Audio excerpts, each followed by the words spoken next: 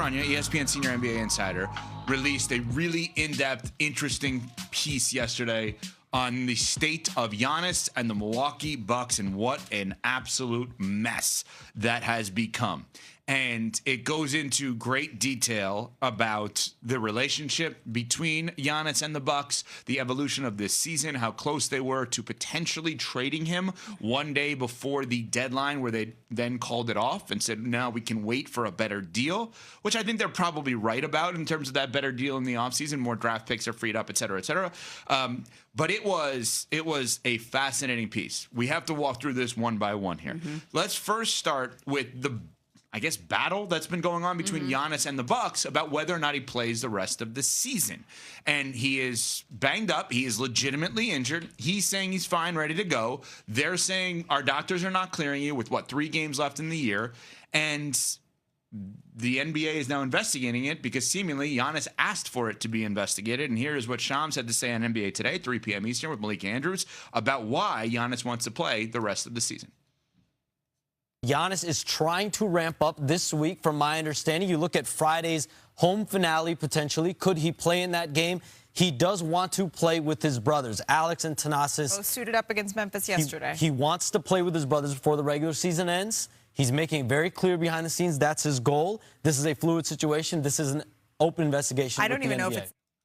Okay, it's understandable, the idea of wanting to play with your siblings, obviously.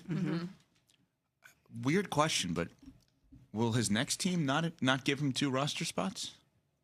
Is that a given? Anytime that you bring in Giannis, you have to for the 2 brothers? I mean, I would imagine if you are going to acquire him and you want to make him happy, and you want to make him feel at home in his new home, and you know that this is a pretty quick way to expedite that feeling. Sure. And I say give him 2 roster spots. I'm not saying they're not warranted, his 2 brothers, in terms of playing in the NBA. I'm saying that he's not the first person in history, neither was LeBron with Bronny, to be that level and get a roster spot. I mean, you saw it in Chicago. Anywhere Dennis Rodman went, Jack Haley went with him. And it was very smart. And that was a good thing. Like, Dennis Rodman is a Hall of Fame player, and it was smart to reserve a roster spot to make him comfortable. Seth Curry, more than He's exemplary. a real NBA player, I know, though. but they all are. I'm not going to take shots at Thanasis or Alex or Jack Haley or anybody. But you're saying that whatever team he goes to, he's going to have a certain level of power in order to command 2 roster spots in addition to whatever else he wants. One would think. Or maybe he realizes he won't on his next team. And so this is the last chance he's got? I just think that that's not talked about enough. Like, why is this the last time for him to play with his brothers? Well, the last time potentially in a place that meant a lot to him and meant a lot to them, and a place that he won, and a place that, when this is all said and done, is likely going to be the franchise that he is most closely aligned with. Okay, so there's so many parts to this. We're going to get to the Doc Rivers part in a little bit, but let's talk about the Giannis part. This has gotten obviously really toxic. And I think Nuno, our producer, had an interesting point of the evolution of opinions about Giannis and how this has played out. Forever, it was Giannis the best, do whatever you want.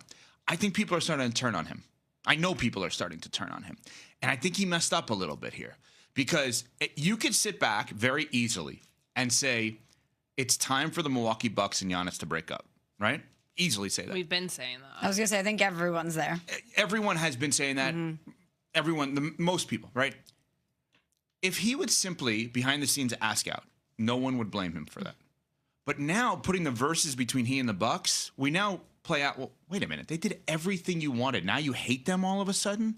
What did they not do for you that you wanted? Well, they're not doing it down the stretch here, and I don't blame them. If you're not going to be a part of my organization moving forward, I don't care what you want. I have to protect my best interest, and my best interest is that you don't play basketball and that you're as healthy as possible so that I can do what I need to do to position us for the future. And I'm so glad you said it that way, and that is really important for people to listen to what Small said. She did not mention the draft pick. That is vital to not mention the draft pick. If their draft pick is number 1, they don't get it. So this is not about draft positioning, because they don't have their pick. They get the lesser of theirs in the Pelicans. The better one actually goes to the Atlanta Hawks. I'm so glad you said it that way. This is not about tanking. It's about if you're not going to sign with us, we can't trade a guy with a, God forbid, torn ACL for as much as we would otherwise. We are protecting ourselves and doing what's best for us because you're not going to be a part of it. And when you were here, we did what you wanted. We brought in Dame. We have your family here. We made all the moves required in order to put you in the best position to win. And you did it once, and it felt incomplete because you didn't do it again. Great. Let's have a conscious uncoupling, as the great Gwyneth Paltrow said once when she and Chris Martin broke up. Let's both acknowledge that we've reached the end of the road here, walk away and do so in the best position for both of us. And to do it from the best position from our side, you cannot play in what is a losing effort anyway. I don't think fans, Bucks fans, Giannis fans, were upset before he started unraveling the pieces of the season and like speaking publicly about it. So there was that stretch. He comes back from the calf injury and he says that on the broadcast. He's like, something feels off about this season. Well, no kidding.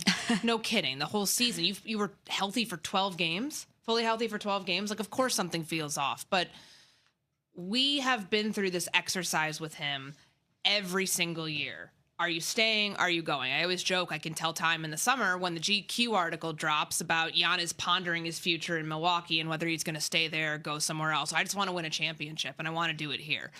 Like, at multiple junctures along the way when he could have asked out, nobody would have blamed him. But because this thing got so fractured, so toxic, and so bad just from looking from both sides, now he finally gets blamed in that. It's like, well, what could you have done more differently? The team's done everything. The team really did try. After 2021, they tried, and they lost because of his contract and because of how expensive it got. They had to let go of other pieces. They had to let go of Drew Holiday. They had to let go of the core of that championship team. What are you shaking your head at?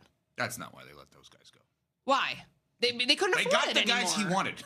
And then they had to let them go because they couldn't afford the roster anymore. They got everyone off the team he didn't want on the team, and they got everyone on the team that he did want on the team. They got the coaches out that he didn't want. They got the coaches in that he did want, right? This has gone from the most obvious conscious uncoupling to, why are you doing this, Giannis?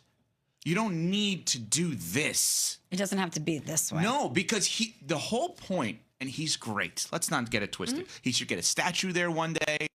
If he wants a piece of the team, they should figure out a way of getting him as a minority governor of the team. All of that stuff. As you have said, the Deer District is the area that Giannis built. And they will tell you that. Sure. But in essence, he never wanted to be the player. He never wanted to be the bad guy. He never wanted to be the bad guy. Never wanted to be the player to ask out. Eventually that bites you. That's right. By not asking out, you become the bad guy, because now you're putting the verses instead of the and. Giannis and the Bucks are going to figure out a way for both parties to get better moving forward. Now it's Giannis versus the Bucks to figure out a way for both parties to get better moving forward. And again, I want to reiterate for the 100th time what Small said. It is so important that people understand the losing doesn't help them necessarily. It's the Pelicans losing that helps them, not their losing. It's to be able to trade a healthy player. Again, what Small said, listen to. This is not a tanking situation. They don't benefit like a typical tanking situation. There's another part of this, though, a huge other part of it that we may have to Google coming up after Small tells you this about H&R.